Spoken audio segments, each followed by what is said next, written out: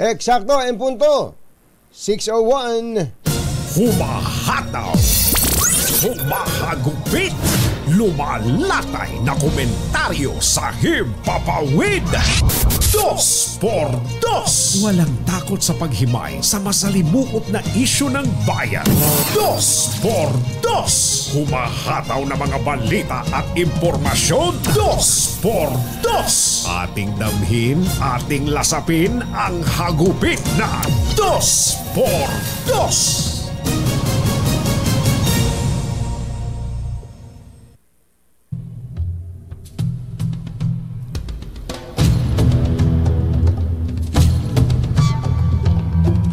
Umirit si Senate President Mig Zubiri kay Pangulong Bongbong Marcos na suportahan ang legislated daily wage hike na 100 piso na kanilang pinagtibay sa third at final reading noong Pebrero.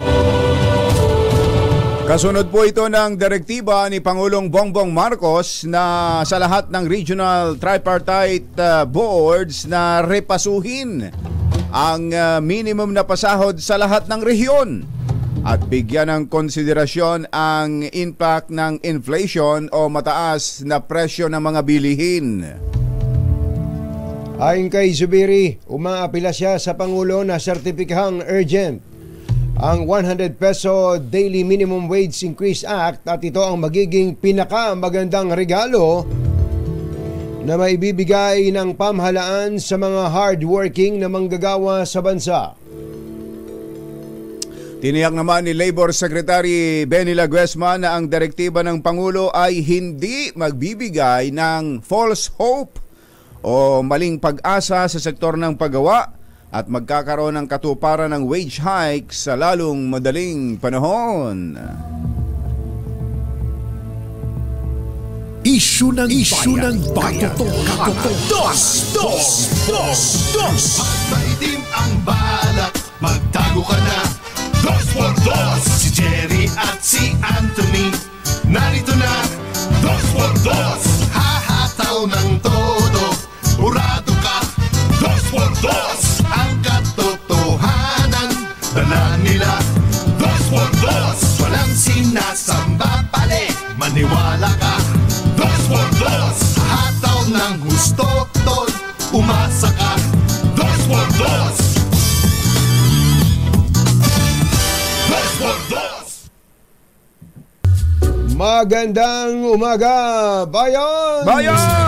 Ito po si Anthony Taberna. Ito po si Jerry Baha. Muli pong suma sa inyo ang 2x2. Ngayong araw na ito ng Friday! Yuhuu! Oh, feel nyo na ba? Totoo na? Feeling Friday? Friday. Oh, hindi lang ay, feeling dapat. hindi lang feeling ha. Ito ay Friday talaga ha. Totoo, actual. Actual na Friday. Sana po okay na okay lang kayo dyan. Saan man po kayo naroroon. Lalo na po ang ating mga manggagawa. Nakikiliti siguro tong mga manggagawa natin. Ang ating mga sabi nga ni Senate President Mig Zubiri, mga hardworking workers. Hardworking workers. Na kapag ka nababalitaan nila yung ganitong ang Pangulo ng Senado, hinihimok ang Pangulo ng Pilipinas na sertipikahang urgent ang legislated wage hike na 100 pesos. Diba? Kailan ba yan? Kailan ba ibibigay yan? Malamang. Ganun kaagad. Siyempre. Ganun kaagad yan. Matutuwa kaagad ang labor sector niya, ng mga manggagawa. Bagamat kailangan ipaliwanag natin na yun po'y panawagan pa lang. Panawagan pa lang ha. Baka huwag kayo masyadong ma-excite. Sa House of Representatives nakapending pa po ang mungkahing legislated wage increase. Sa Senado tapos na tapos na kung batsero So it's depend. It's depend.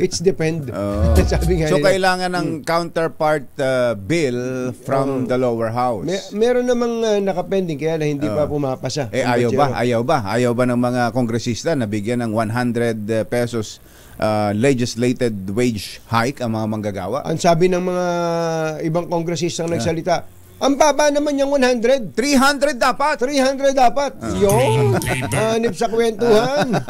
Sabi nga naman kwentuhan lang naman ba't liliitan pa? Kwentuhan na lang ba't nalilitan pa?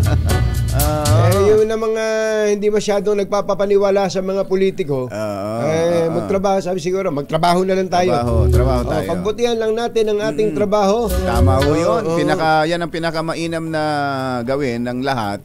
Yung bang mahalin ang trabaho, lalo pat kung tugma naman sa yung skills, yung trabaho mo at meron ka namang maayos na pasahod, you wouldn't work a single day.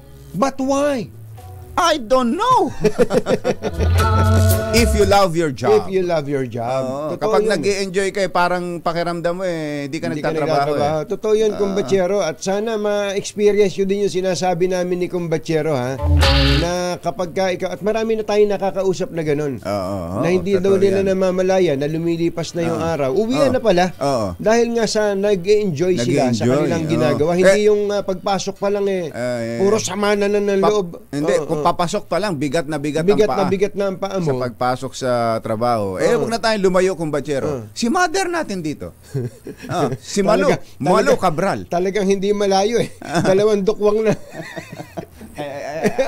Abot mo na si mother dyan Si mother natin dito. Kung gaano magmahal sa kanyang trabaho. Yun. Kung gaano magmanasakit sa kanyang trabaho at sa kanyang kumpanyang pinaglilingkuran. Kung pwede lang ipagtayo ng rebulto dito yung Kumbachero. Isip-isip mo sa loob ng 40 taon na nagtatrabaho dito sa DZRH. Ganun talaga. Ay ganun ang kanyang nasa dito nasa sa DZRH. mindset yan kapag ang mindset mo, papasok ako, ang tatanong mo sa sarili, paano ba ako makapag-aambag? Makapag-contribute dito sa pinagtatrabahuhan ko? Ganon sana. Yun bang, meron din iba na kaagad, gusto ko, ganito sahod ko Si mother, hindi. Hindi. Nung magsimula dito sa DZRH yan, ano pa ho nun DZRX pa ho nun DZRX pa nun. Nung panahon na yun Hindi nagtanong ng sweldo yan.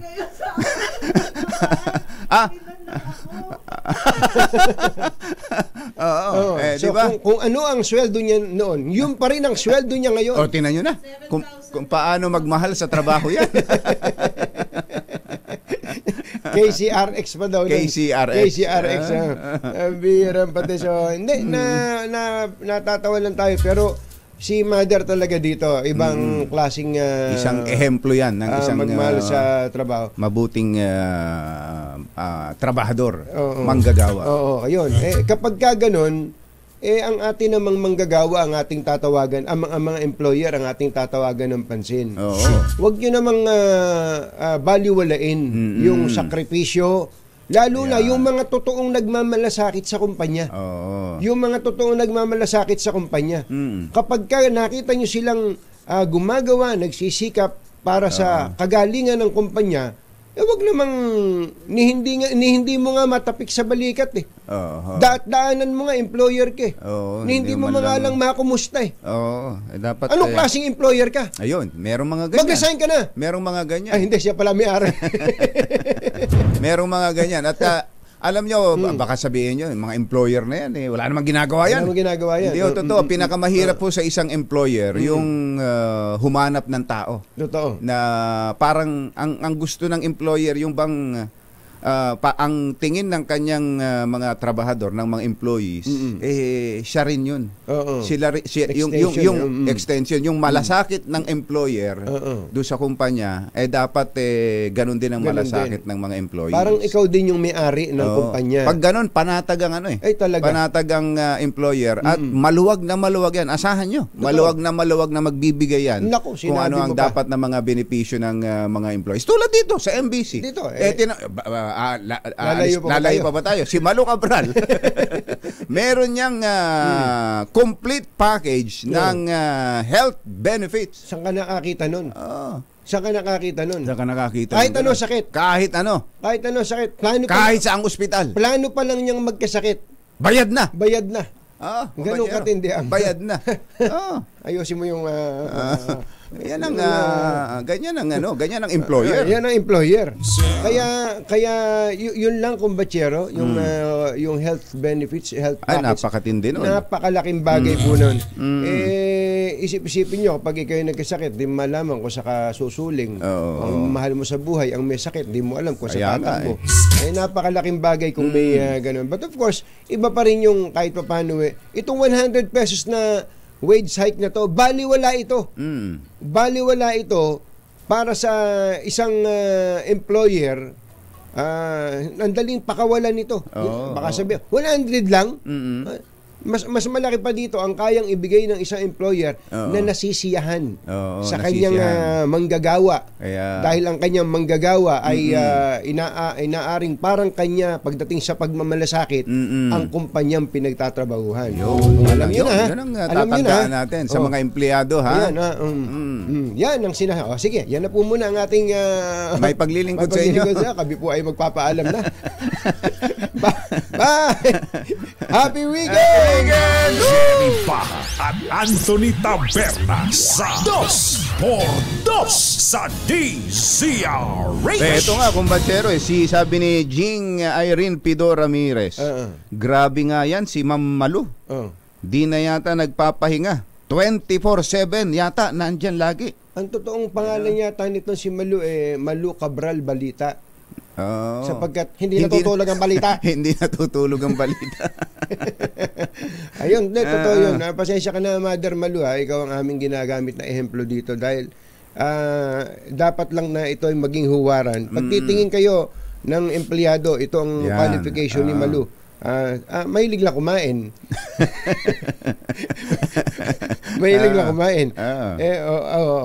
Totoo yun. Oras po natin, Achi, Mr. Jalom Tang, Lakyam Chapsihun, 6:14 ng umaga, doon po sa mga kababayan natin na nandyan sa Agora Market, dating istasyon ng Agora Market na Botas. Akala ko sa San Juan hindi pala. Nalito naman ako doon. Ano ba talaga? Ang daming lugar nito. Nasa North Bay Boulevard South. Ayun, North Bay Boulevard. Nalito ako doon. Sana Botas yan? North Bay pero South. Galing Di ba? North Bay Boulevard South. Ayan, oo. From north to south. From north to south. Kung kayo po ay nanonood sa amin o kaya nakikinig, nasa inyo po kayong mga sasakyan, kahit anong klaseng sasakyan. Pumunta po kayo doon sapagkat hindi lang po kayo madidikitan ng sticker doon ng DZRH. Baka kayo din ang manalo ng nagsusuntukang pera sa bulsa. Itong si Sherwin Alfaro natin. Tingnan nyo na yan. 1,000 pesos. Ayan, may t-shirt pa, may groceries pa. Matindi. Ibig sabihin, nakikinig ka na, hitik ka na sa balita. Hitik ka na sa balita. May pera ka pa. Iyon, saan pa? Saan ka pa? Lalo pa yung mga nagtatanong, nasaan na si Dennis Cornejo? Saan na ba nila dinala si Dennis Cornejo? Ayan, yung mga ganun tanong. Ganyang totoo bang sumuko na si Cedric Lee? Ayan, di ba? Yan mga katanungan na I'm sure ay nasa isip. Bakit naman? Ba't naman sila susuko? Sasabihin naman ng isang hindi nakapakinig. Sasabihin naman ng isang pulis, napapaligiran ka na namin. Sumuko ka na. Ayan, At si Bong Navarro, kumusta naman kaya ngayon? Masaya kaya siya? Ayan, yan ang mga maaaring katanungan nyo. Yan po ang kagandahan pagka nakatuto ka sa DZRH. Busog ka na sa balita, busog ka na sa kasiyahan, at busog ka pa. Pwede ka pang mabusog dito sa pinamimigay ng ating malakas at malakas stickering promo. Ang mga kumbatsero ng bayan, Katunying at Ka-Jerry, 2x2. ACS Balita, susunod na. This time check is balitang makatotohanan, balitang maaasahan. ACS Balita. Walang makakaligtas, walang makakalampas. Saan magsulok ng kapuluan, Luzon, Visayas hanggang Kamindalawan. Basta't may balita, ipagwagwagan ng sikat na tagapagbalita. ACS Balita. Kasama ang 2x2 tandem Anthony Taberna at Jerry Baja. ACS Balita. Ang programang ito ay hatid sa inyo ng ACS Manufacturing Corporation, ISO Certified, maker of world-class quality Pride detergent.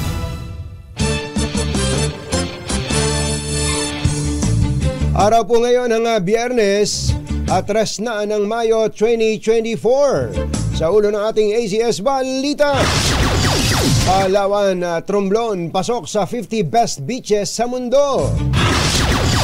Dole, tiniyak ang taas sahod ng mga manggagawa kasunod ng direktiba ng Pangulo na repasuhin ang minimum wage rates.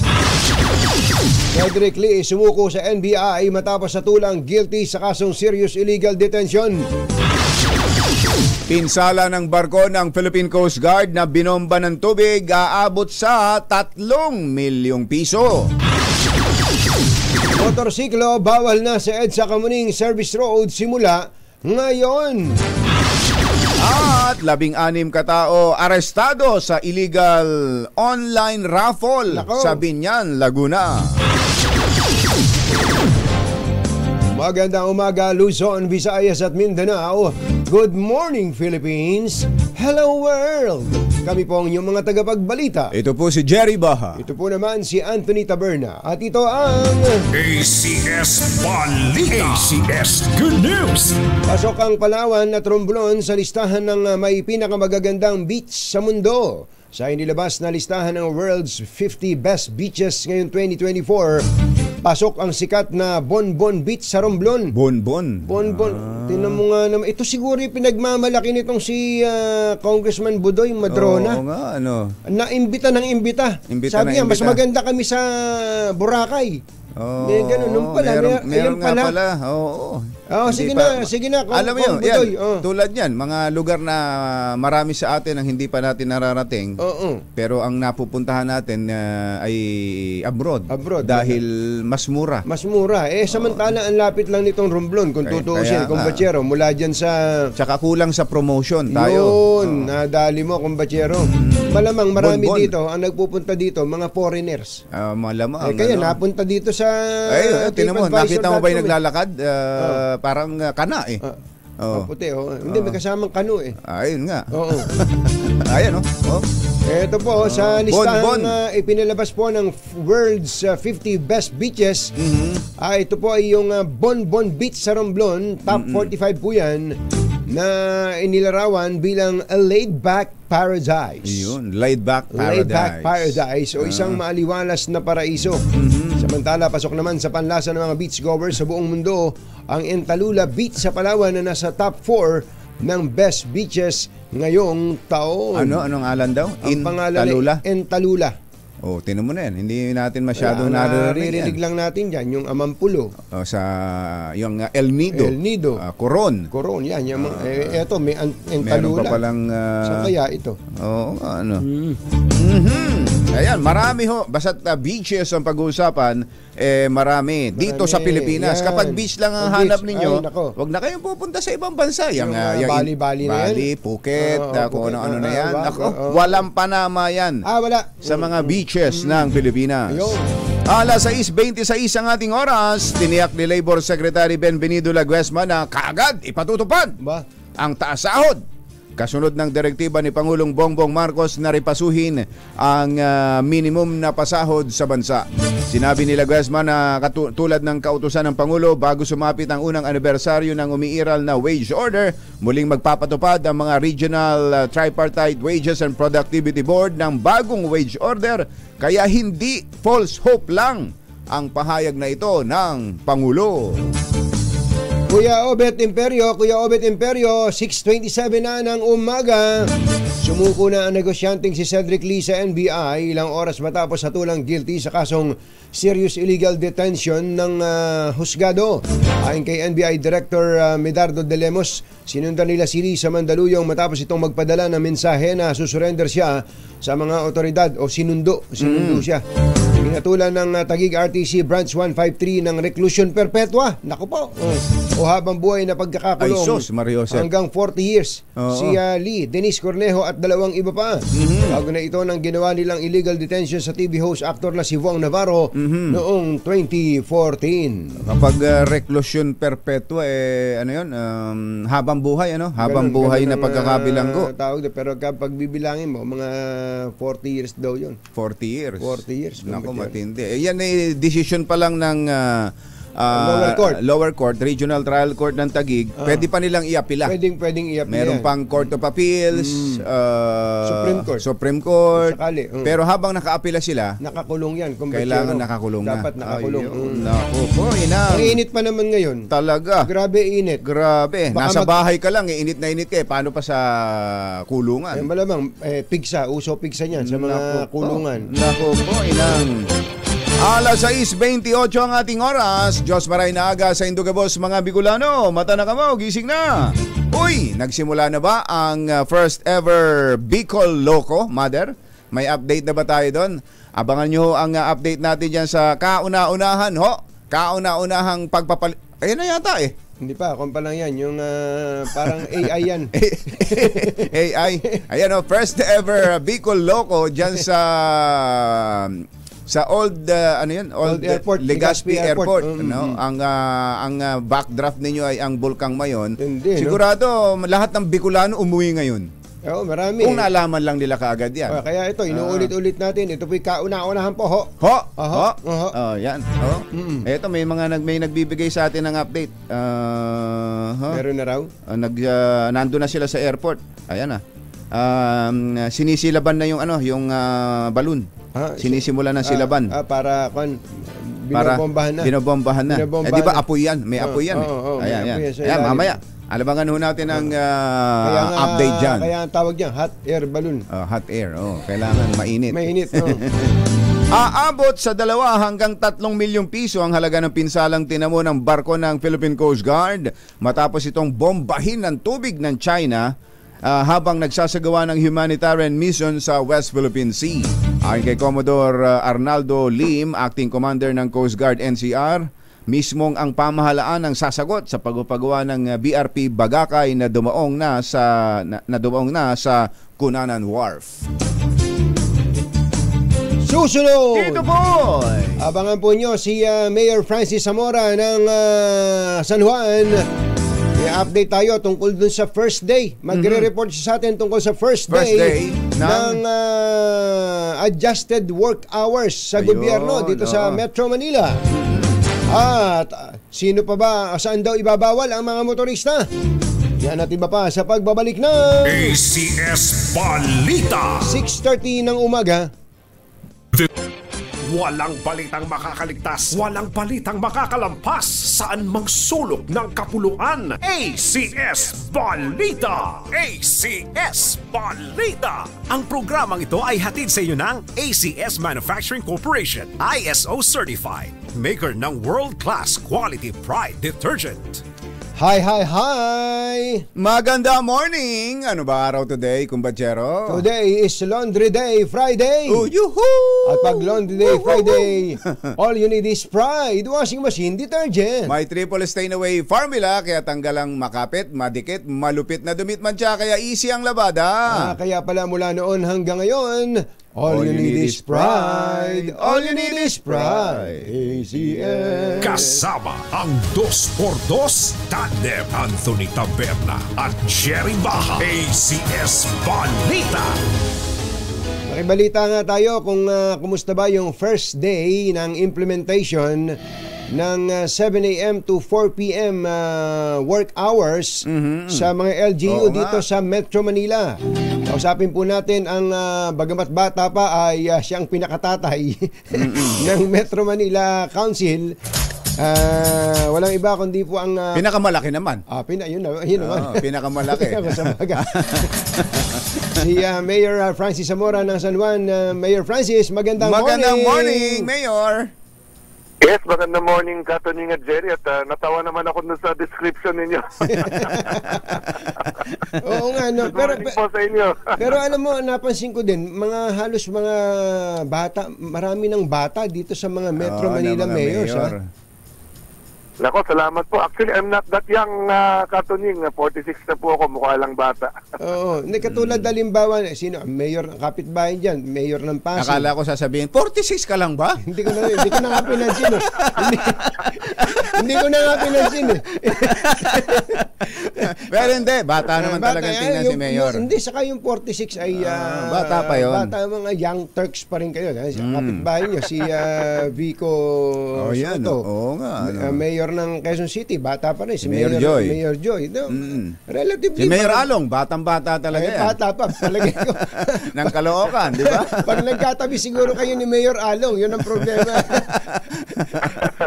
Kinukwento ni Mayor Along dati, nung daw nagpunta doon yung yung asawa ng Vice President ng Amerika, yung second gentleman. Si Kamala Harris. Yung asawa niya. Nagpa-picture taking. Ang laki daw, Mayor, sabi naman, siya naman nagkukwento, si Mayor Along, ang laki niya ng problema ng mga photographer. Paano sila sasamahin sa frame? Anyway, Mayor, mainam na mata. Kayo po'y tinitingala ng mga mayor sa Metro Manila. Kumusta po ba ang first day ng implementation nitong adjusted work hours po natin? Opo, katuning Jerry, no, kahapon minonitor ko yung buong araw na operations ng City Hall. Una po, no, sinigurado natin na lahat ng kawani ng San Juan City Hall ay bago ng alas 7, nandun na sa City Hall. So nandun naman po, 7 o'clock, bukas na po ang aming mga tanggapan. Base po sa aking feedback mula sa mga department heads, merong mga constituents na po tayo pumunta as early as 7 o'clock, pero hindi pa ganun karami. Ngunit tinanong ko ang ating mga kawani, malaking bagay kasi na bumabiyahe sila ngayon starting 6 o'clock. Sometimes even before 6 kasi nga 1 hour ahead. That means hindi pa ganun ka-traffic compared to kung sumabay sila sa rush hour. At nung uwian naman po ng 4 o'clock, sabi nila sakto mauna kami sa rush hour. So ito naman po yung objective natin dito, yung vehicle reduction natin, no, na mabawasan ang bilang ng mga sasakyan sa kalye sa mga rush hours, sapagkat dito po sa Metro Manila, almost 112,000 po ang kawani sa mga city hall, sa mga city government offices. So, yun po yung sinisikap nating wag na sumabay sa rush hour. No? Binanggit ko naman po, yes, di ba ganun karami pupunta na 7 o'clock dahil unang araw pa lamang. Yes. Sa tulong po ninyo, sa tulong ng media, na pag malaman ng ating mga mamamayan na alas 7 na hanggang alas 4, I'm sure naman po na eventually mag-shift din po ang punta ng mga mamamayan natin. Hindi lamang dapat yung kawani na bumabiyahe, titingnan natin na Katunying at Jerry, pati yung mga mamamayan natin na kailangan pumunta may transaksyon. rin sila ngayon babiyahe. Yes, so they will now travel earlier at hindi na rin sila sasabay po sa rush hour. Oo. Lahat ho ba sumunod, Mayor? Lahat ng City Hall at saka yung nag-iisang munisipyo ng Metro Manila? Yes, ito po isang bagay na pinag-usapan na ho namin as a Metro Manila Council. In fact, even a few weeks ago, meron naman ho kaming kasunduan na pasado na po ito sa Metro Manila Council. So, dapat po lahat ng LGUs, no, sa Metro Manila ay gagawin po ito. And again, the objective po here is vehicle reduction during rush hours. So, kailangan ho bang maglabas muna ng kanya-kanyang, ano ba tawag doon? Ordinansa o executive order ang bawat mayor sa lugar? Ako po, naglabas po ako ng executive order, but depende na ho yan sa approach ng mga mayors. No? Ito naman po isang bagay na in-approve din ni Pangulong Marcos. No?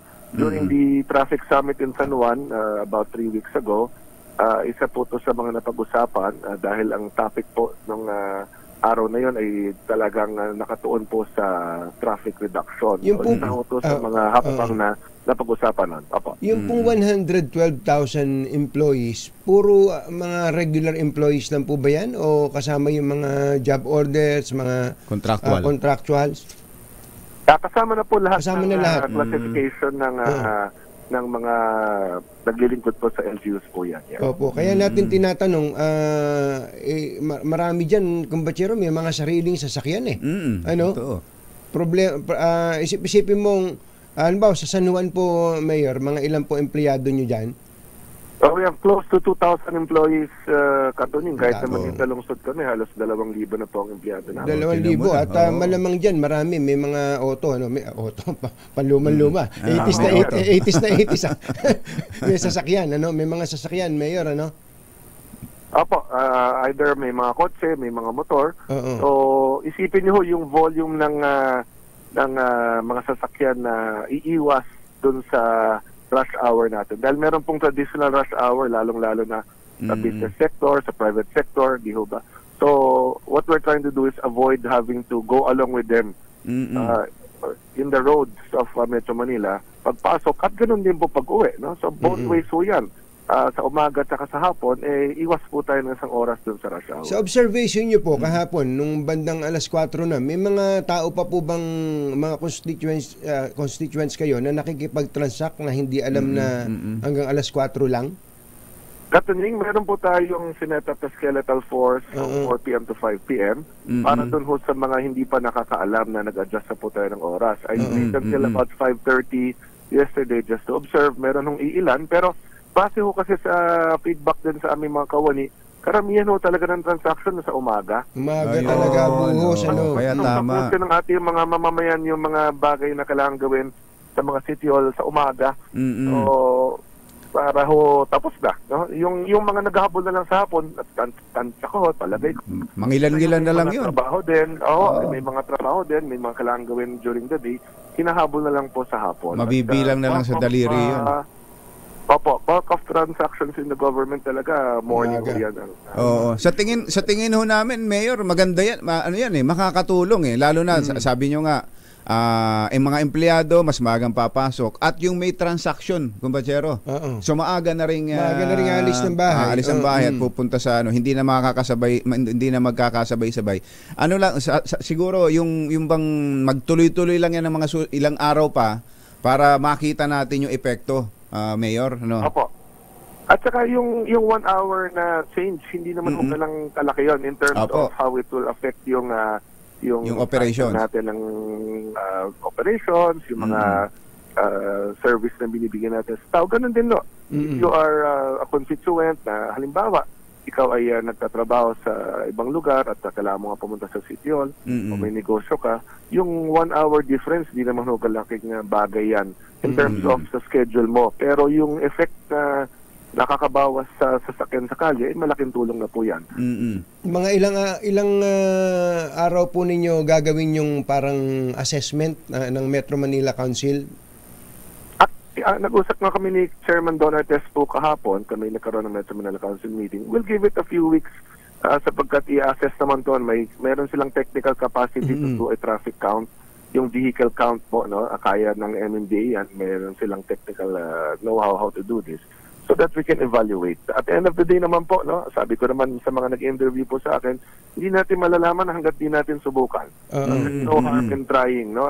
Kaya nga tayo gumagawa ng mga hakbang upang maibsan ng traffic. So, subukan muna natin. For all you know, it will indeed ease the traffic situation. Last na lang, Mayor Francis, ako wala namang kinalaman dito, pero ito, napaka-importante ng ating mga kalsada ay walang obstruction. Nakita po namin very active po kayo dyan sa mga clearing dyan po sa mga kalsada ng San Juan. Naalala ko dati, di ba, meron po kayong mga hinahanap ng mga idle lands dyan sa San Juan na sabi niyo pwedeng gawing parking, na doon na lang mag-park yung mga pumupunta dyan sa San Juan o kaya mga residente dyan sa San Juan na hindi nakahambalang sa kalsada ang mga sasakyan ng mga residente o mga homeowners.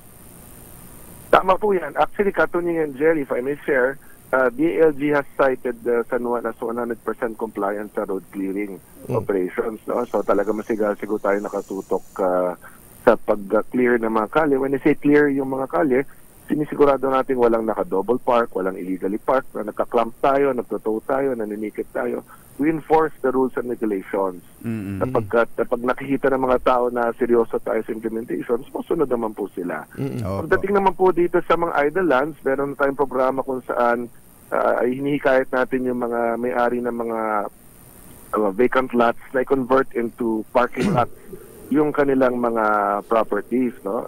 Win-win situation ho yan, dahil para po sa may-ari ng lote ay imbis na nakatiwangwang lang ang kanyang lupa ay napapakinabangan yan. At ganoon din po sa mga mamamayan natin, nagkakaroon sila ng additional parking options. May mga nag-avail po ba ng offer nyo na yon?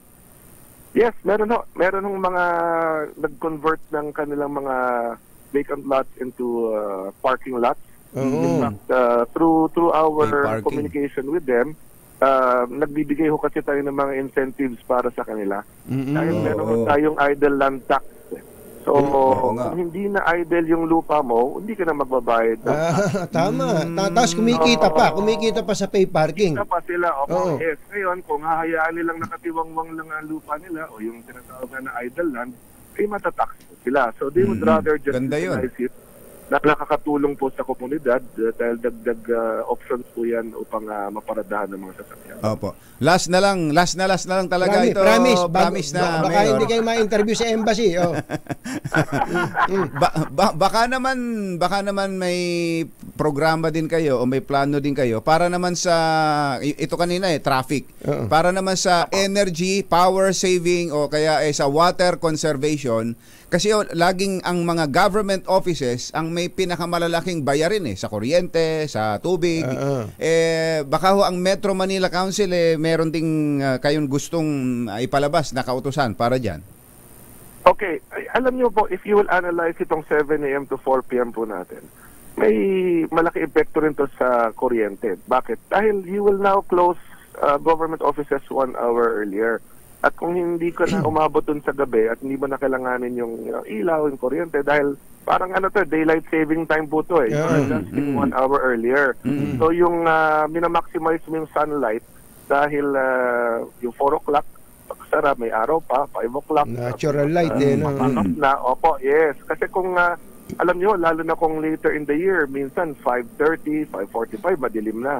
So, malaking tulong din ho ito eventually kapag panahon na ng mas mga bare months. Dahil makakabawas po yan sa kuryente. Of course, yung conservation efforts natin nandyan, parati tayo nagpapaalala na i-off yung ilaw, i-off yung aircon pag wala nang gumagamit, save on water sa paggamit sa yung thermostat control ng aircon, Mayor, kung dati sineset sa 16, baka 24, 25 okay na. Opo, at saka may programa ho tayong water catchment system dito sa San Juan kung saan hinihikayat namin ang aming mga mamamayan, pati yung ating government offices na saluhin yung tubig ulan. Para nga ho imbakin ito, ngunit gamitin agad-agad for secondary purposes. Right now, yes, tag-init, ngunit sa loob ng ilang buwan, possibly by next month, 2 months from now, pag umulan na, yung water catchment system, simple lang po yan, yung mga bubong, yung mga alulod, isa-set up lang natin in such a way na yung tubig ulan masasalo sa mga balde at pwedeng panlinis ng banyo, pang-flush ng ating toilet, pandilig ng mga halaman. No, kaysa dumadaloy lamang ito sa drainage, pwedeng i-reuse po ito for secondary purposes. Yes, sir. Mayor, salamat po sa update at tututukan din namin sana magaya ng mga LGUs. Hindi lang dito, pati sa mga iba pang mga cities sa ibang panig ng bansa natin, yung paggamit ng mga idle lands as parking para hindi tayo napakagulo sa mga kalsada, meron naman palang pwedeng pag-parkingan. Salamat, magandang umaga. Thank you, Mayor. Okay, maraming salamat din po sa inyo. Si Mayor Francis Zamora ng San Juan, samantala sinalubong po ang mga motorista ng mabigat na daloy ng trapiko dahil sa pagsasara ng southbound lane ng EDSA Kamuning Flyover. Ayon kay MMDA Chairman Romando Artes, nakita nila na mas pinipili ng mga motorista ang service road na siyang nagdudulot ng pagbagal ng daloy ng mga sasakyan. Dahil dito sinabi ni Artes na bawal muna ang mga motorsiklo sa EDSA Kamuning Service Road simula ngayong Biyernes at sa halip ay bibigyan sila ng mga alternatibong ruta tulad ng Scout Borromeo, Panay Avenue, Mother Ignacia at Scout Albano. Arestado ang 16 na individual na nagpapatakbo ng isang illegal online raffle sa Binyan, Laguna. Sinalakay ng mga tauhan ng PNP Anti-Cybercrime Group at mga kinatawan ng PAGCOR ang opisina ng mga suspect habang nagsasagawa sila ng online raffle live stream. Meron palang gano'n. Naaresto ang 7 babae at 9 na lalaki at nakumpiska ang isang motor na papremyo daw sa palaro. Ayon sa PNP ACG, kinikilala ang online raffle bilang illegal gambling lalo pat wala silang kaukulang permit mula sa PAGCOR. Nasa kustodiya na ngayon ng PNP Cybercrime Headquarters ang mga sospek at tumangging magbigay ng pahayag. Nagsampa ng reklamo ang BIR laban sa isang kumpanya na gumamit ng 200 million pesos na halaga ng pekeng resibo. Ayon kay BIR Commissioner Romeo Lumagi Jr., nakipagsabwatan ng isang trading company sa kanyang mga kaanak upang lumikha ng mga peking negosyo at magamit ang kumpanya ang mga peking resibo. Nagatid sa kabuuan ng ating ACS Balita. Ito po si Jerry Baha. Ito po naman si Anthony Taberna. Kasama ang 2x2 tandem Anthony Taberna at Jerry Baha. ACS Balita. Si Erwin, ready ka na? 6:53 ng umaga. Balitang makatotohanan, balitang maaasahan. ACS Balita. Ang programang ito ay hatid sa inyo ng ACS Manufacturing Corporation. Alamin na ang location ng ating roaming team.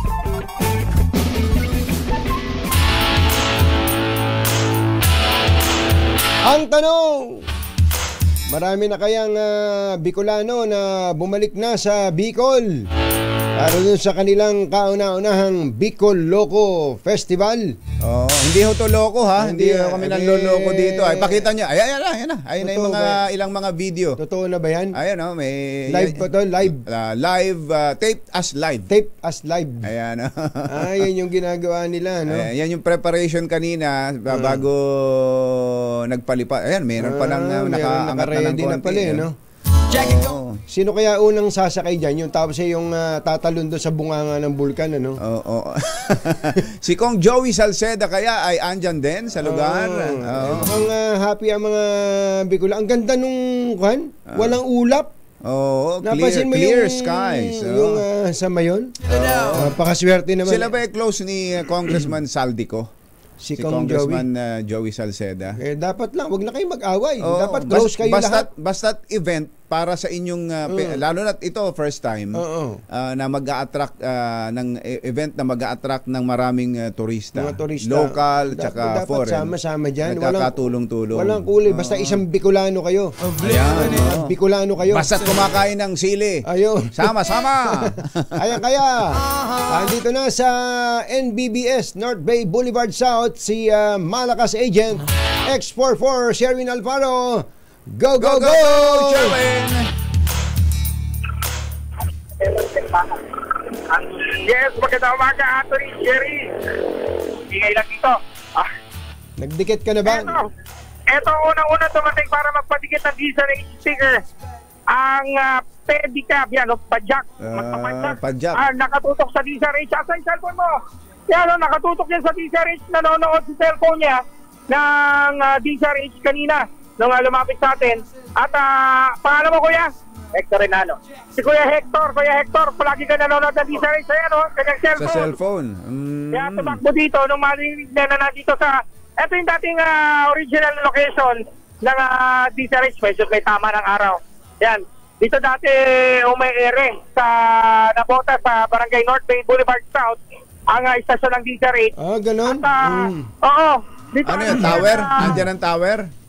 Hindi, dito yung dating studio. Studio. Studio mismo. Oo, studio. Ito yung lumang area kung saan nandito yung studio dati ng DZRH. At pamilyar ang mga tao rito sa DZRH dito sa Agora. Ano, no? Dati to. Dating church yan. Di ba? Yan, dating DZRH. Tinuturo talaga nila. Yung compound na yan. Yung compound na yan. Yung compound na nasa likod, oo. Kaya naman, eto matanong natin si Kuya, ano mo ulit? Hector na. Si Kuya Hector. Anong paborito mong programa tuwing umaga?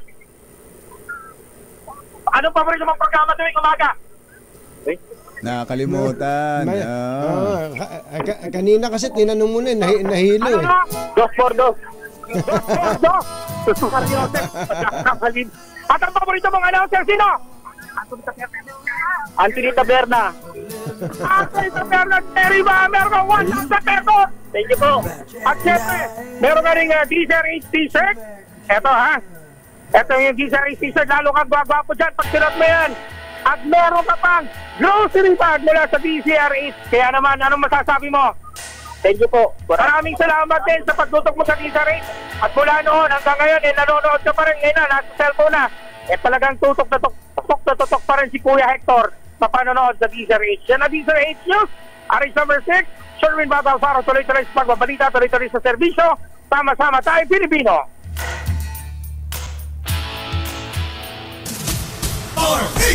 Number 1. Let's Marvin Gaye and get it on. Ay binabati lang natin si ating Lisa Pamilyosa ng Balintawak.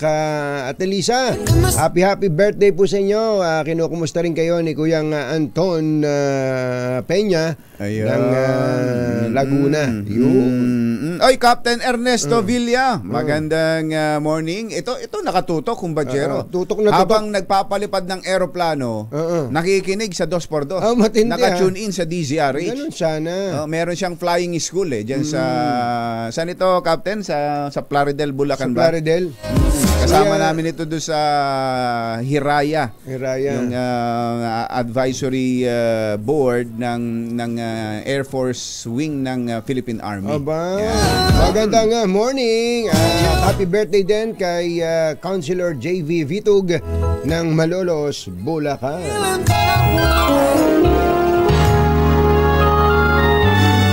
Kauna-unahan sa Pilipinas. NBC Manila Broadcasting Company. DZRH. Member, kapisanan ng mga broadcaster ng Pilipinas. Member KBP. Oras! Kapopoy, 6 na minuto na makalipas ang 7 ng umaga. Balitang bagong-bago. Balitang dapat alam mo. Balitang magdadagdag ng talino. Dahil bagong impormasyon, makibalita. Unang-una sa DZRH. Pangunahing balita. Kasama ang 2x2 tandem nina Anthony Taberna at Jerry Baha. Mainit.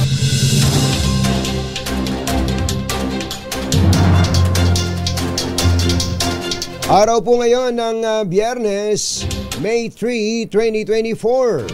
Sa ulo ng ating mga pangunahing balita. Pangunahing balita.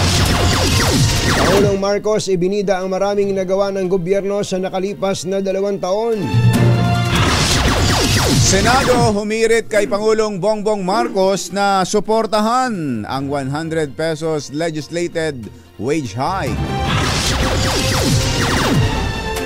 Pangulong Marcos pinaghahanda na ang kanyang partido sa 2025 elections.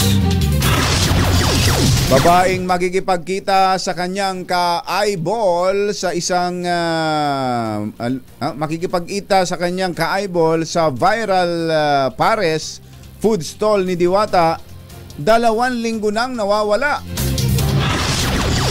Construction worker nahulog sa ginagawang gusali sa Quezon City habang jumijingle. Patay.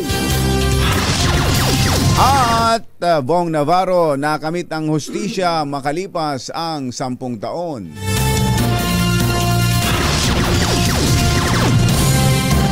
Magandang umaga, Luzon, Visayas at Mindanao. Good morning, Philippines. Hello, world. Kami po ang inyong mga tagapagbalita. Ito po si Jerry Baha. Ito po naman si Anthony Taberna. At ito ang Pangunahing balita. Alas 7:08.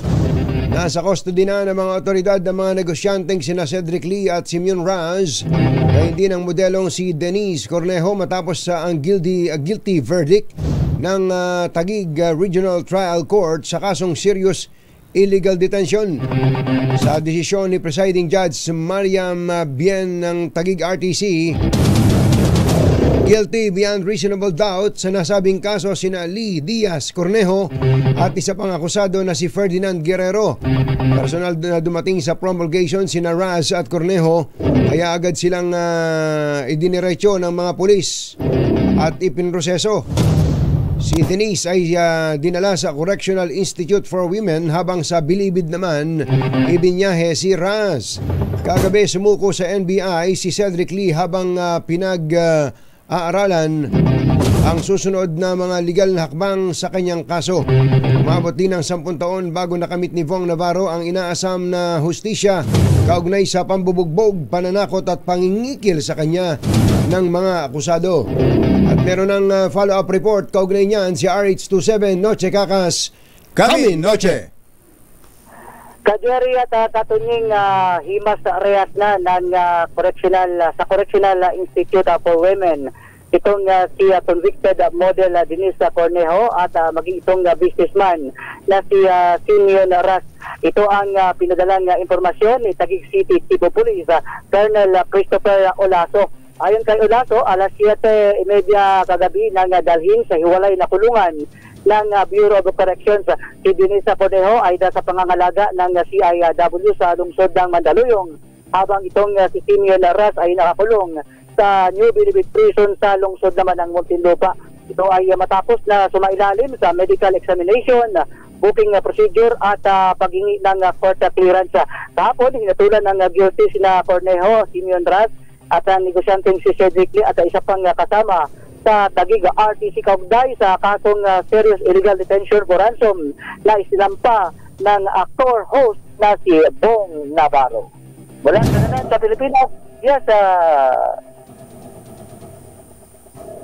Yes. yes, Greg. No. No. Thank you. Thank you, Noche. Mula sa kanila sa Pilipinas, sa DCRH, ako si Dr. Kakasol tuloy sa pagbabalita, tuloy-tuloy serbisyo, sama-sama tayo, Pilipino.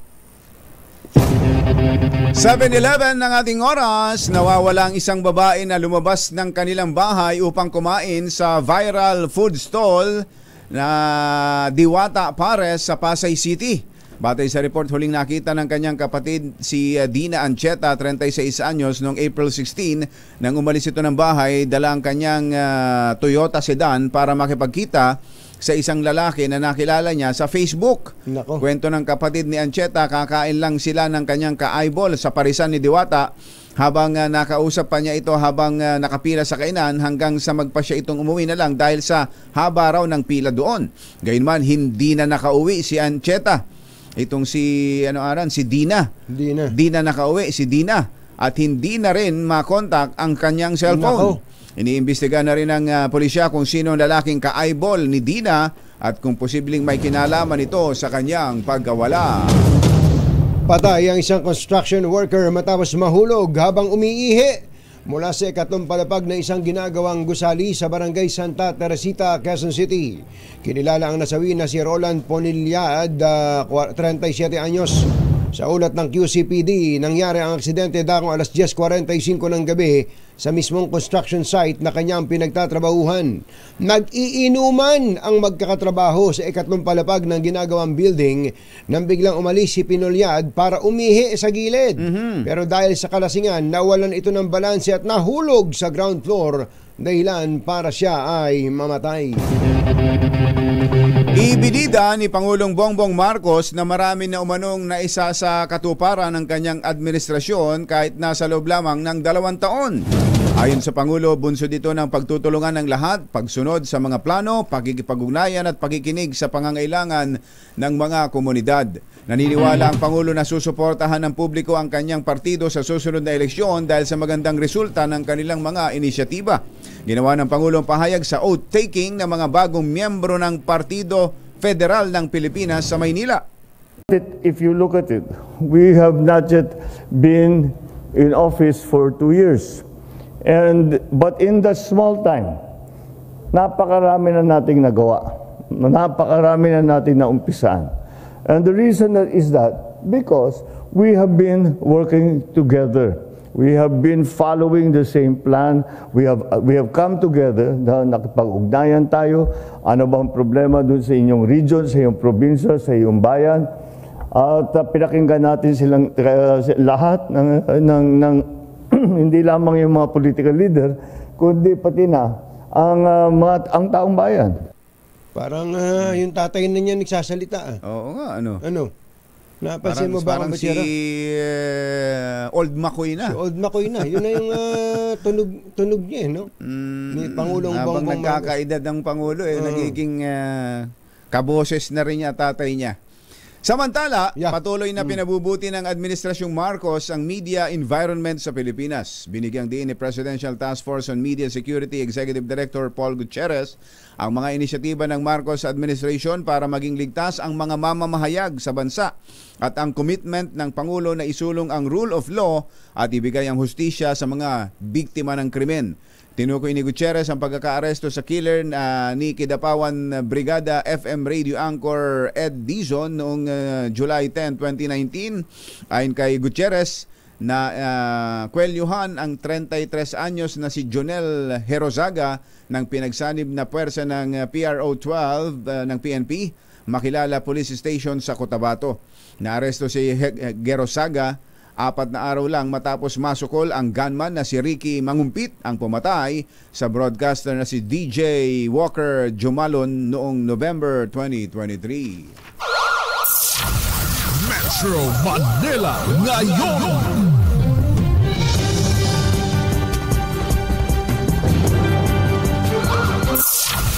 Metro Manila ngayon.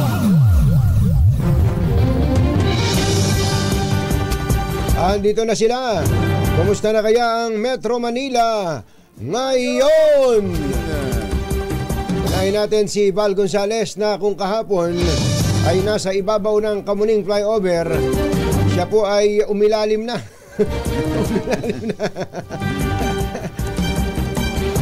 Hindi, nasa ibabaw pa rin daw. Sinisilip-silip yung nasa ilalim. Alamin nga natin ang update mula sa ginagawa o kinukumpuning Kamuning Flyover. RH5 Val Gonzales. Kamin Val!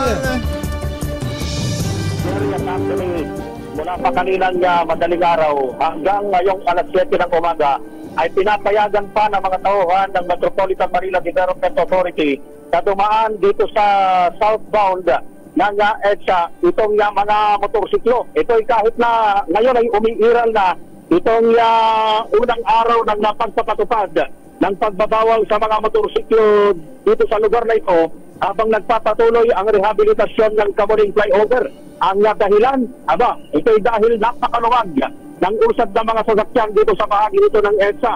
Wala pang alas 6 ng umaga kanina ng kami dito, pero hindi tulad ng regular na eksena sa araw-araw ay maluwag ang daloy ng mga sasakyan mula pa kaninang madaling araw. Itong dahilan kung bakit pinapayagan na muna ng mga tawan ng MMDA yung mga motorsiklo na dumaan dito sa lugar na ito, pero pagsapit ng alas 7 ay stricto nang ipinatutupad, pero meron pa rin mga matitigas ang ulo na nakakalusot sa mga MMDA na dumaan dito yung mga galing ng EDSA North Avenue patungo ng Cubao at Makati area. At itong nakikita ninyo ay eksena dito sa kuha namin mula rito sa footbridge dito sa kanto ng Scout Borromeo. At ito yung itsura ng EDSA southbound sa mga oras na ito. Dito pinapakanan sa lugar na ito sa kanto ng Scout Borromeo ang mga motorsiklo, iba pang motorista para mabawasan ang bilang ng mga sasakyan na dadaan dito sa may bahagi ng service road ng Kamuning Flyover. At dito sa aming harapan, itong yung nakikita ay ang maluwag na EDSA southbound. Ito yung pag-akyat at pagpasok sa ilalim ng Kamuning Flyover.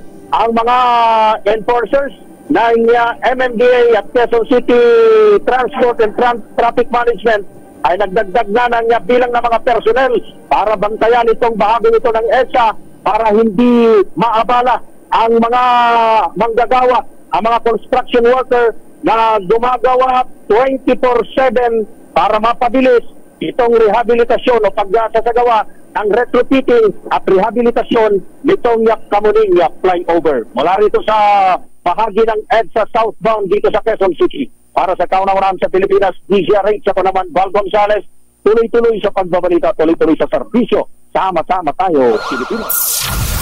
Metro Manila ngayon. Thank you, Val. Lipat tayo sa kanyang nakababatang kapatid. Meron daw hong nagrereklamong mga negosyante. Ha? Ba, ito na ba yung pinag-uusapan natin? Baka. Inirereklamo ng mga negosyante ang kanilang mga tamad na empleyado. Aba, dapat lang talaga ireklamo yung mga tamad na empleyado. Ano? Lalo na kung ang empleyado inirereklamo ay head executive assistant mo. Aba. Maniniwala ka ba? Meron Head pa executive assistant? Maniniwala ka ba doon, kumbachero? Yung head executive assistant, kung umasta, talo pa yung kanyang boss. Aba. Para palang langaw na natungtong sa kalabaw. Oo. Mas mataas pa sa kalabaw. Pambihirang head executive assistant yan. Sabi ko nga dun sa boss, ba't di mo tanggalin? Hindi mo sibakin. Ganun. Kung lalo na kung umaabuso sa tungkulin. Kaya, ang totoo nun, yung heya, baka natakot na yung talagang boss. Dahil sa asta nung kanyang heya, natakot na siya. Napagkamalan niyang yun ang talaga ang boss. Yun siya na, nagkapalit na sila. Sibakin mo na yan pagka abusado at lalo na kung may mga kinalaman sa pera. Sibakin mo na yan. Yun. Ano ang reklamo ng mga negosyante? RH29, Boy Gonzales. Come in, boy!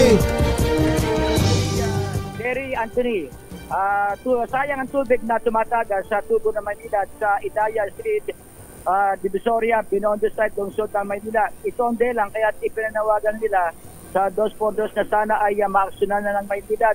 Ayon kay Michael Cantos, isa sa mga negosyante may-ari ng stall sa Ilaya, matagal na nilang inireklamo sa Maynila pero hanggang ngayon hindi pa nagagawa. Konsel lang sila dahil sa nanginayan sila sa nasasayang na tubig. Lalo na ngayon, nananawagan na magtipid sa tubig dahil sa nararanasang tag-init. Reklamo pala yan sa Maynilad, boy. Sa Maynilad. Oo. So, matagal nang tumatagas na tubig. Sayang nga naman, di ba? Sayang yan. Nasir pa raw yan, kaya... Kung ilang drum nang nasayang na tubig yan. Oo, pakinggan natin ilang siguro pakinggan natin si Michael Cantos. Ba nireklamo itong itagas? Siguro po mga ilang times na rin, 5 times, pero mga pumunta sila dito mga 8 times, 10 times, pero wala silang aksyon na ginagawa. Sayang po kasi talaga yung tubig. Kami, as in, dito sa Binondo, syempre yung mga paninda namin, nababasa, napuputikan. Although okay lang sa amin yun kaso nga, yung pinaka main concern talaga, yung tubig. Sa sobrang init natin ngayon, pag nawala ng tubig, tas dito hindi naman nawawalan. Dire-diretso, 24/7. Kung kukonsumuhin yung tubig na yan, 10 swimming pool. Para sa akin 10 swimming pool yan sa lakas ng agos ng tubig. Kasi ako ang kaharap ng tagas ng tubig, kaya alam ko kung gano'ng konsumo. Mga ilan po na yan? Hindi lang po buwan yan, mahigit 100 taon na ho yan. Puro lang sila tingin, picture, report sa papel. Yung pala walang report talaga sa Maynila. Ano katwiran ng Maynila? Wala. Gagawin daw, ganun lang. Sige po, gagawin lang. Ganun lang ang sagot nila sa amin, pero umaasa kami doon sa sagot nila, pero wala talaga. Wala. Yun. May nagpupunta naman pala, boy. May nagpupunta, pero nakailang punta, hindi naman nagagawa. Hindi rin nagagawa. Kaya inireklamo na ng mga negosyante dyan sa Ilaya Street. Ilaya Street. Ayun. Para sa kaunaw na... Baka kasi nagpupunta dyan, pero nalilibang sa dami ng mga tinda. Nakakalimutan na yung tagat. Kaya ba ako nagpunta dito? Mamimili ko. Ay, nako. Thank you, boy. Balik sa'yo, Anthony at Jerry. Metro Manila ngayon. Manawagan na rin tayo sa Maynilad. Mother, ayun, alam na ng Maynilad. Parating na ng... isip-isipin mo to si Michael Santos, yung nagreklamo. 5 beses na raw siya nagreklamo. At 8 beses nang pinuntahan. Mas maraming beses. Sabi niya, di ba? 5 beses siya nagreklamo, 8 beses pinuntahan. Pero wala naman daw nagawa o ginagawa. Picture lang daw ng picture. Baka photographer yung nagpunta. Ayun, mga taga Maynila, tama yung sinabi ni Michael yung bang panahon ngayon, dami-daming nasasayang na tubig. Punta naman natin ang monumento dahil meron daw isang minor de edad na naglaslas dun sa monumento. Pambihirang patis. Ba't kaya? Alamin nga natin ang detalye mula kay RH23, Edwin Duque. Come in, Edwin! Kajeri Katunying, yan ang epekto ng pangbubuli Dahil isang 14 years old na sabi niya ay isa siyang tomboy, no? At ang naglaslas at duguang nakaupo rito sa may dulo ng Rizal Avenue, sa may tapat ng LRT, dito sa may bago Monumento Circle. Ayon dito kay nagpakilala siya bilang Maylin, 14 years old. Ito residente ng Royal sa may Kaingin Road dito sa may Quezon City. Ito ay nakitang duguan ng membro ng DPSTM at umiyak, nakasandal sa isang poste ng isang building dito sa may Rizal Avenue. At na-respond niya ito ng DPSTM Traffic Unit. Mabuti na lamang Jerry Catolic at dito yung rescue team ng Caloocan na naka-standby sa monumento. Pinuhat nila ito dahil kanina pa pala ito umiyak na duguan. Nakala nila, iiyak, kung tignan yung kamay niya, tumutuloy yung dugo sa kanyang harapang bahagi ng katawan. Nung tanungin natin ito, Jerry, binubuli raw siya sa kanyang paaralan. Tinatanong namin kung physical o emotional. Sabi niya, emotional habang umiiyak. Hindi niya raw masabi-sabi sa kanyang magulang yung problema. Kaya pinayo na lang natin ito kasama itong mga rescue team ng Caloocan City Hall na dalhin na lang sa hospital dahil yung hiwa sa kanyang kamay, 1.5 inches yung haba. At bumaw na yung matalim na bagay sa kanyang ugat. At kung hindi raw ito na-respondihan dahil marami namin dugong mawala, posibleng magka-problema itong bata. Ganyan katindi ang epekto ng bullying. Iba talaga. Lalo sa mga school. Ano school daw yan, Edwin? Dito yung isang public school dito sa may Kaingin Road, sa may Royal. Quezon City yan. Ng Balintawak. Hindi niya binanggit yung paaralan dahil habang kinakausap natin, iyak ng iyak. At nung medyo may masmasan na at pinayuhan na rin natin kung ano yung epekto at huwag pansinin yung mga pambubuli ng kanyang kapwa classmate. Medyo na masmasan at ito'y 10 minuto pa lang nang hinatid sa pagamutan at pakitan over ito sa DSWD at samahan sa kanyang pamilya para may turnover na maayos. Medyo... Binasahan mo ba? Binasahan mo ba, Ka Edwin? Binasahan mo ba, Ka Edwin? Pinayuhan natin na gawin yung ganun dahil lamang sa pambubuli. Kaya yung minsan kinakampanya yung bully hindi maganda sa mga, lalo na sa mga kabataan at pag nakita nila na wala silang masumbungan, isa yan. Ang dapat doon talaga ang magulang ay alam kung ano nangyayari sa anak niya. Yung may open communication ang magulang at anak. Napaka-importante niyan, Kuya Edwin. Tama ka, Jerry, Katujing, no? At sabi nga, pagkulang sa assist ng magulang at naramdaman ng bata medyo malayo, ang epekto niyan, wala siyang masubukan, kaya minsan sinasarili yung problema. Kaya ito nga, isang 14 years old na dalagita pa to 14 years old ang naglaslas. So sana sa tulong na rin ng Caloocan at malalaman mamaya ka, Jerry, kung ano yung maaaring ipayo, itulong ng Caloocan, lalo na sa DSWD para maalis at mapawi o kung hindi pauwiin o nasa kanilang kungkupin muna hanggang mapanatili nila yung maging normal na isip itong batang estudyante. Yan, mula pa rin dito at yung dapat naman ng sasakyan dito sa Monumento Circle din, isang CPA at kanina nagdulot ng mabigat ng talo ng trapiko ang northbound ng EDSA at yung galing ng MacArthur Highway, Valenzuela, yung papuntang Monumento dahil biglang nagpreno itong van at nabangga nga ng isang kotse nasakay ng isang CPA pero ngayon ay kaalis lang at medyo lumuwag na yung bigat ng daloy ng trapiko. Wala pa rin dito sa Caloocan, ako pa rin sa RS23. Edwin Duque, tuloy-tuloy sa pagbabalita, tuloy-tuloy sa serbisyo. Sama-sama tayo, Pilipino. Metro Manila ngayon. Anthony Taberna at Jerry Maha. DZRH. Pangunahing balita. Oras po natin, 7:28 ng umaga. Susunod! Tito Boy!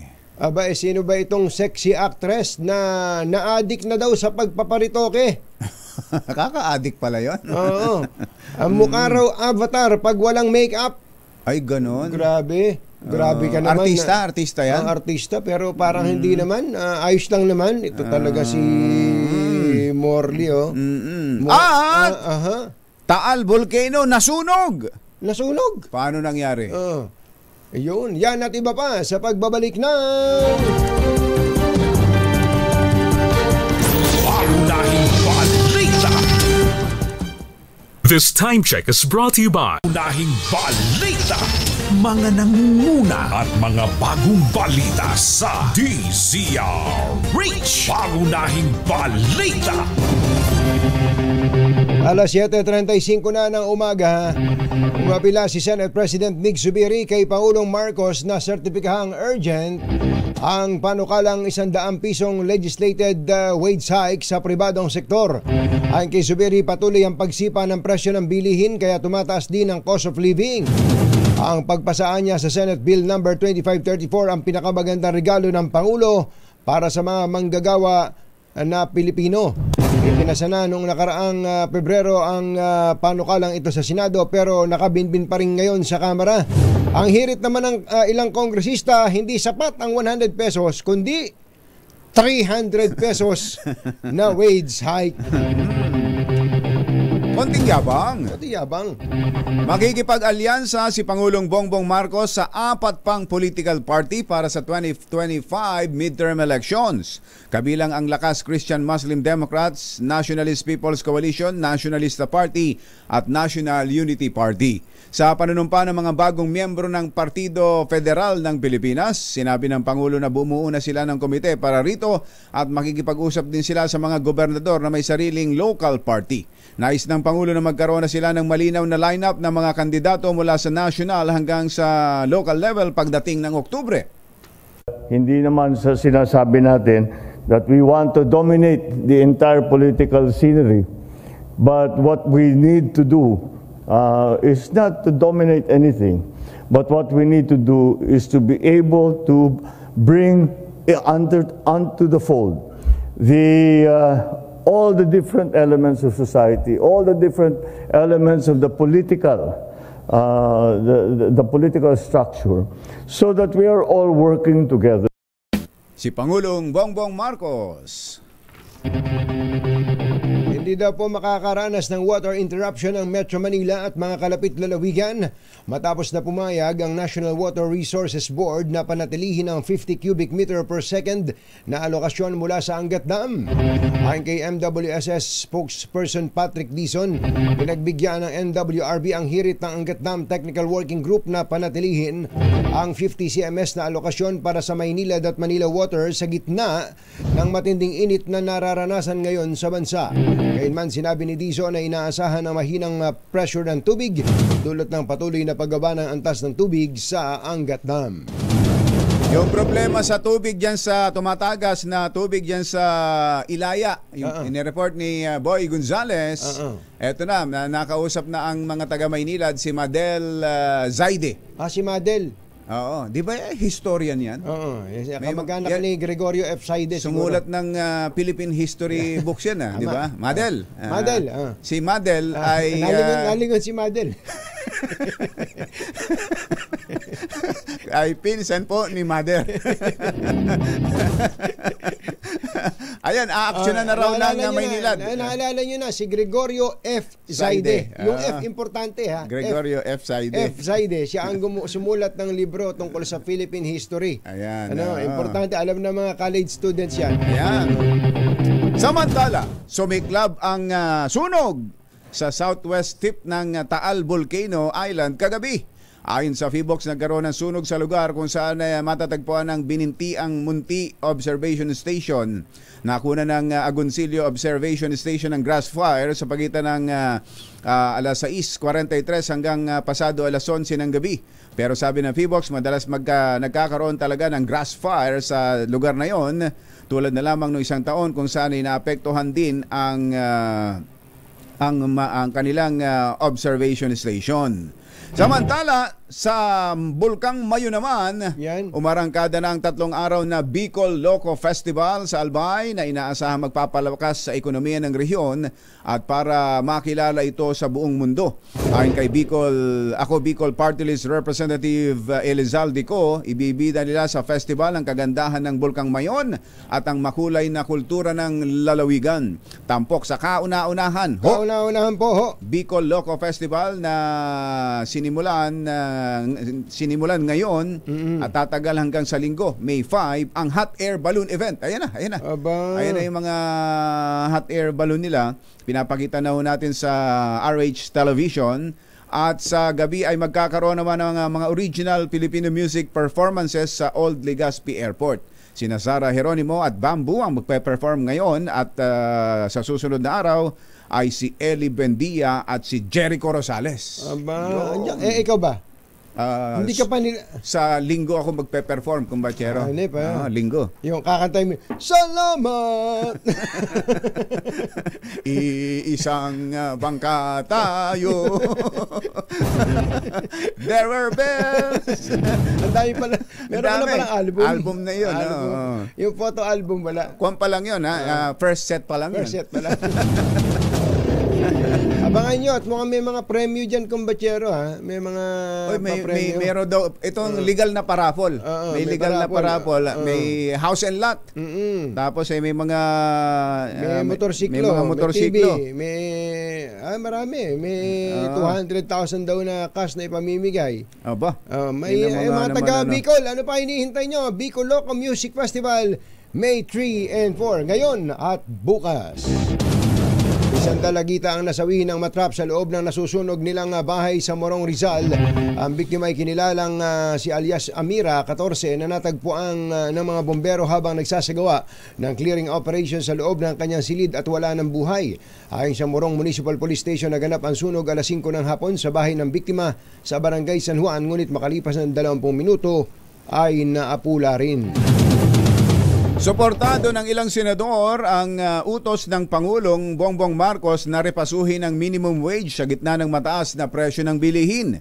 Ayon kay Senate Majority Leader Joel Villanueva, welcome sa kanilang direktiba ng Pangulo para masigurong nakaagapay ang sweldo ng mga manggagawa sa araw-araw nilang pamumuhay. Para naman kay Senator Coco Pimentel, mainam na busisiin ang regional minimum wage rates, pero mas maganda kung magpapasa ng batas para rito.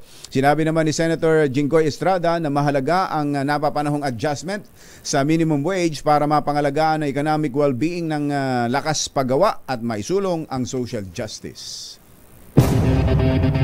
Maabot na pala sa 153, kumbachero, ang mga diplomatic protest na naiyahain ng Pilipinas laban sa China mula lang nang maupo ang Pangulong Marcos sa pwesto. 153 itong banner ng Inquirer, 151 sabi nitong si Mother 153. At ito po ang pang-20 diplomatic protest ngayong taon lamang.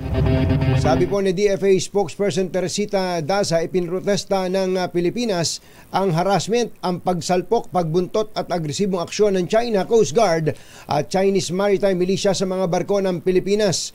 Dahil dito pinatawag na ng DFA ang Deputy Chief of Mission ng Chinese Embassy na si Zhu Xingyong. Sino yan? Si Zhu Xingyong matapos ang water cannon incident sa Bajo de Masinloc.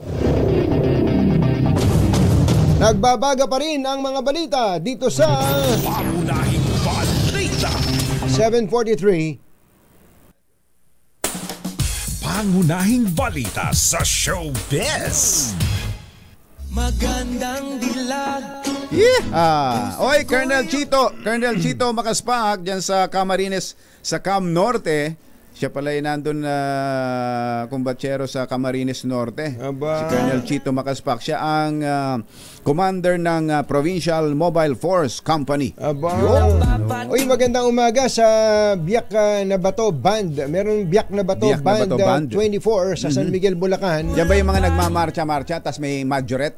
Parang tsaka may mga minorette? Palagay ko meron din ganun yan. Minorette tsaka majorette. Masarap manood ng mga ganyan. Pero ito, kumbatsero, meron silang 100 taon ng mayumong musika Centennial Concert featuring Leilani Michelle Lagartera, soprano, James Arlie Malanog, tenor, Lord Maurice Lagartera, piccolo, TSG Amang Ambida ng Air Force, si Technical Sergeant, saxophone, trumpet section, trombone section. Yan po ay ngayong May 6, 2024, 7 p.m.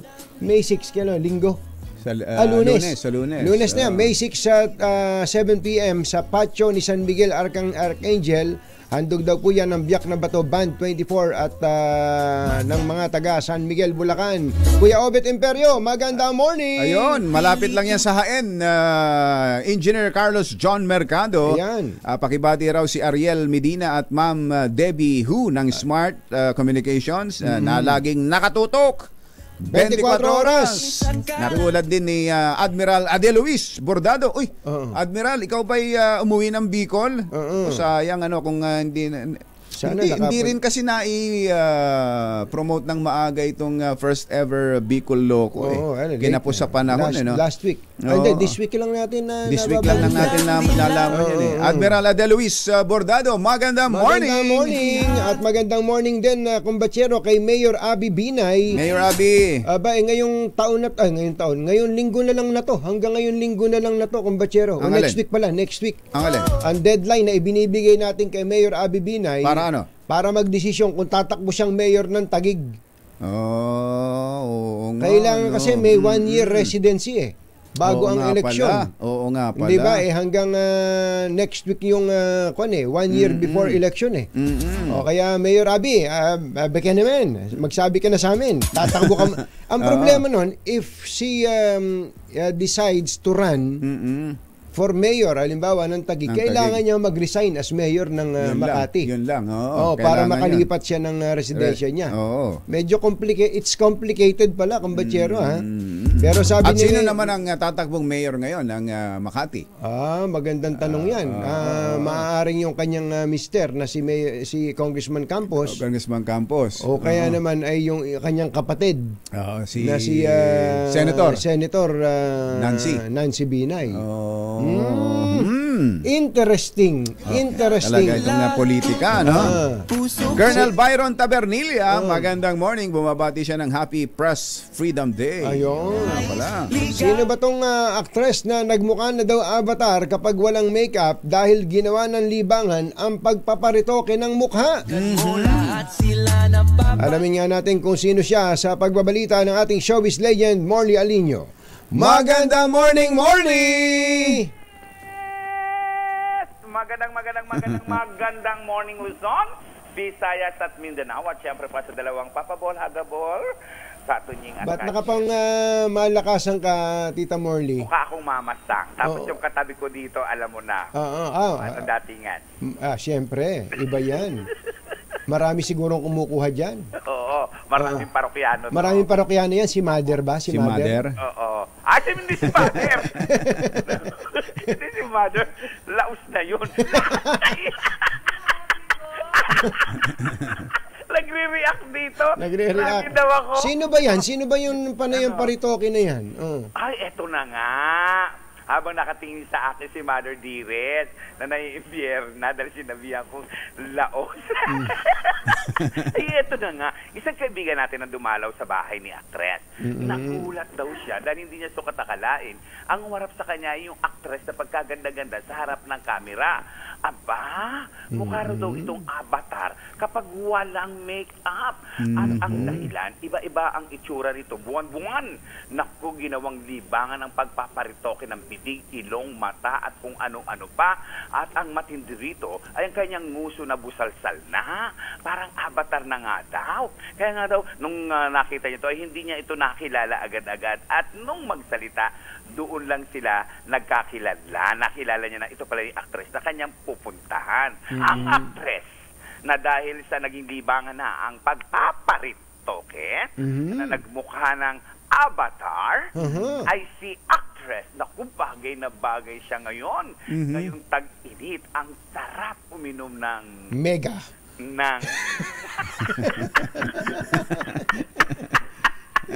Wag ko nang ituloy. Oo, wag ko nang ituloy kung anong masarap inumin sa araw na to. Litro o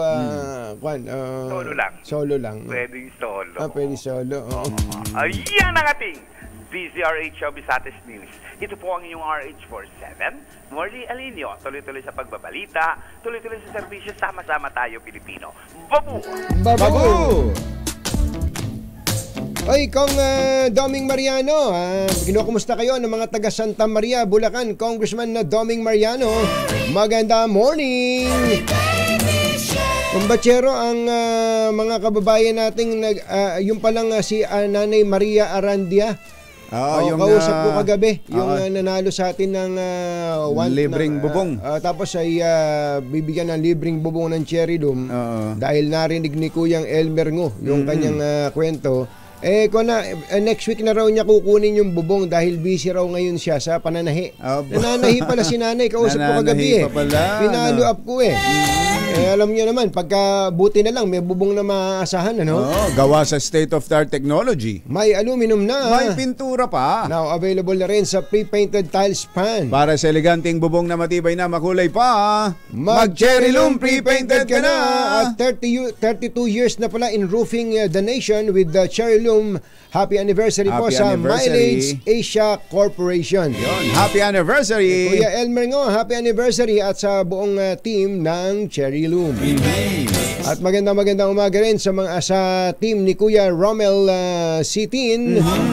Kinukwento nila ang tungkol dito sa Cherry Tiggo 5X Pro Hybrid, ang pinakabagong hybrid vehicle na kasama mo with your family at ng barkada. Dapat naman talagang ikinukwento ito dahil fuel efficient at 6.6 features na swak sa katulad nyong naghahanap ng sasakyang pangmalakasan ng dating, safe at panalo sa advanced functionality. Meron itong 1.5 liter turbocharged engine at 48 volt hybrid system na nagpapababa ng fuel consumption. O diba? Suwabe sa kalsada, tipid pa sa gasolina. Secured ka dito dahil meron din itong 6 na airbags, full LED lights at double row daytime running lights, tulong para sa mas ligtas na biyahe. Gusto mo bang mag-test drive? Pumunta lang sa mga Cherry Auto dealership na malapit sa inyo at nang matikman ninyo itong Cherry Tiggo 5X Pro Hybrid, pwede rin mag-log on sa kanilang website www.cherryauto.ph.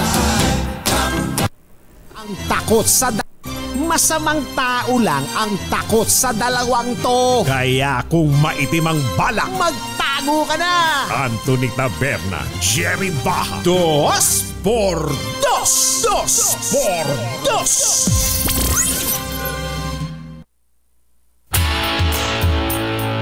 Bilis ng oras, kumbachero.